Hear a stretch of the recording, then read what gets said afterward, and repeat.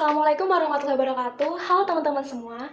Perkenalkan, nama aku Duna Vitasari dari Agribisnis C 2018, Fakultas Pertanian Universitas Muhammadiyah Yogyakarta. Nah, di sini aku akan sedikit menjelaskan tentang hasil aku nge-review buku dengan judul Manajemen Consulting dengan subtema chapter 13, Consulting in Information Technology. Oke, daripada kita nunggu lama-lama, yuk kita simak bareng penjelasannya. Apa sih peran IT tersebut? Nah, suatu perusahaan atau suatu bisnis, mereka juga melakukan media komunikasi misalnya berupa email. Nah, email tersebut bertujuan untuk memberi atau menerima informasi tercakup data-data informasi penting suatu perusahaan atau suatu data.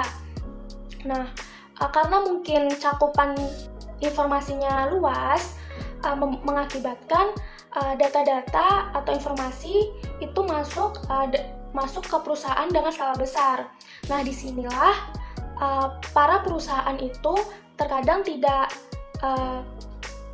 bisa untuk menangani data-data tersebut. Nah, disinilah peran dari konsultasi IT. Nah, para konsultan ini membantu permasalahan-permasalahan tersebut, membantu menangani bagaimana sih cara mengolah data-data tersebut yang baik dan benar dan terorganisir.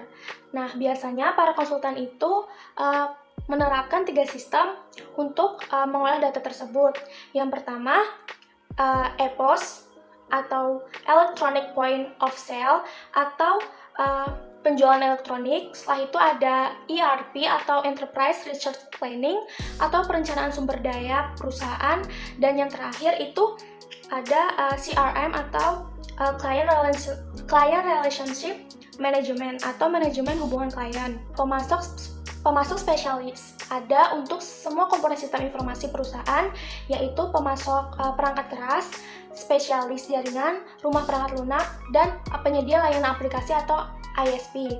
Konsultan IT yang berpengalaman dapat membantu klien untuk merancang suatu sistem untuk memenuhi kebutuhan bisnis, menjembatani kesenjangan antara pengembang dan pengguna, dan mengantisipasi masalah sebelum mereka menjadi jelas ketika sistem tersebut ditayangkan. Next, yaitu kita akan membahas aplikasi teknologi yang seperti apa sih yang harus kita bangun. Nah, strategi bisnis yang sehat adalah titik awal untuk mengembangkan portofolio aplikasi IT masa depan atau yang ditingkatkan dengan prioritas yang jelas. Konsultan dapat membantu mengubah imperatif berbasis luas dari strategi bisnis menjadi portofolio aplikasi IT yang praktis dan dapat dicapai. Nah, contoh dari konsep portofolio yaitu dapat kita ambil dari konsep portofolio aplikasi John Ward, yaitu terdapat 4 elemen, yaitu support, mission critical, strategic, dan eksperimental. Next, yaitu kualitas sistem informasi. Nah, di sini kita akan mengambil contoh dari Prahalat dan Krishnan. Nah, menurut Prahalat dan Krishnan, membedakan kualitas itu berdasarkan 3 aspek. Nah, yaitu yang pertama, sesuai dengan apa yang dirancang untuk dilakukan oleh suatu sistem, dan yang kedua, kepuasan terhadap kebutuhan para penggunanya, dan yang terakhir itu fleksibilitas untuk memenuhi kebutuhan bisnis baru dan kebutuhan pengguna yang sepenuhnya diramalkan. Penyedia layanan konsultasi itu ada berapa sih? Nah, di sini kita akan membahas 7 penyedia layanan konsultasi IT, yaitu yang pertama, konsultasi strategi. Nah, konsultasi strategi ini cenderung bekerja di suatu perusahaan daripada tingkat fungsional atau operasional. Yang kedua, konsultasi manajemen umum.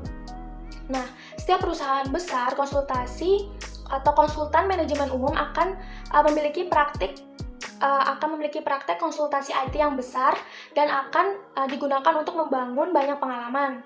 Dan yang ketiga itu ada konsultasi IT spesialis, yaitu pertumbuhan sektor konsultasi IT telah mendorong pertumbuhan dan diversifikasi yang luar biasa dalam konsultasi yang dimulai sebagai spesialis IT. Selanjutnya, yang keempat ada pendatang baru. Contohnya yaitu kekuatan pasar yang mendasari konsultasi IT. Seperti mereka itu terdapat kebangkitan internet, contohnya yaitu menyediakan layanan khusus seperti desain situs web.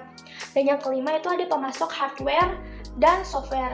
feature konsultasi IT bahwa beberapa pemain terbesar adalah pemasok perangkat keras dan perangkat lunak itu sendiri, sehingga kecenderungan ini membuat beberapa konsultan saat ini dapat mengklaim dirinya benar-benar independen dari produsen IT.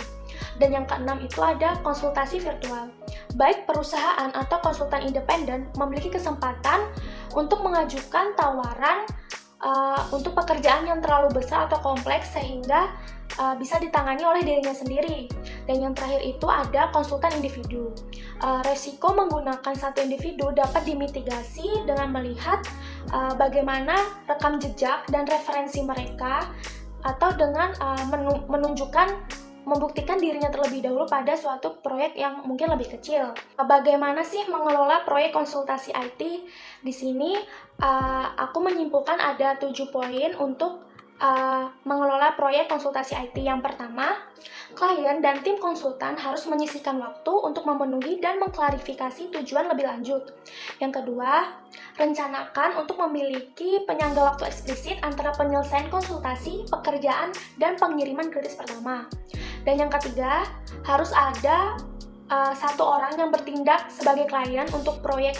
Dan jika itu adalah proyek yang signifikan, maka manajer tingkat atas harus bertindak sebagai sponsor. Yang keempat, klien dan konsultan juga harus bekerja sama dan merencanakan untuk waktu orang-orang khusus di kedua organisasi yang perlu diajak untuk bekerja sama.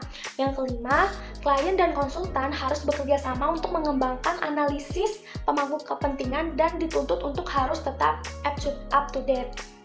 Dan yang keenam, tetapkan tujuan menengah atau tonggak pencapaian. Dan yang terakhir, yaitu bagaimana cara kita untuk mengendalikan ruang lingkup sekitar. Jika kita memahami perkembangan profesi konsultasi IT dan membuat beberapa prediksi tentang masa depannya, kita dapat ambil contoh dari Michael Porter. Nah, Michael Porter ini sendiri sudah mengidentifikasi perspektif masa depan dan telah mendapatkan 5 tahap dalam penerapan teknologi, diantaranya yang pertama, otomatisasi transaksi diskrit seperti entry pesanan. Yang kedua, otomatisasi seluruh fungsi bisnis seperti manajemen sumber daya manusia atau akuntansi.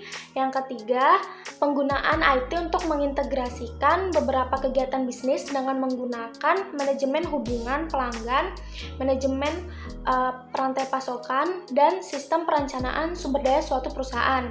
Yang keempat, di mana pemasok, saluran, dan pelanggan seluruh industri terintegrasi dari ujung ke ujung. Dan yang kelima, di mana seluruh sistem nilai terintegrasi dioptimalkan secara real time. Baik teman-teman, mungkin itu yang dapat saya jelaskan. Jika ada kurang atau kita ingin berdiskusi, bisa melalui kolom komentar. Jika ada salah kata, saya mohon maaf. Atas perhatiannya saya ucapkan terima kasih. Wassalamualaikum warahmatullahi wabarakatuh. Sampai jumpa.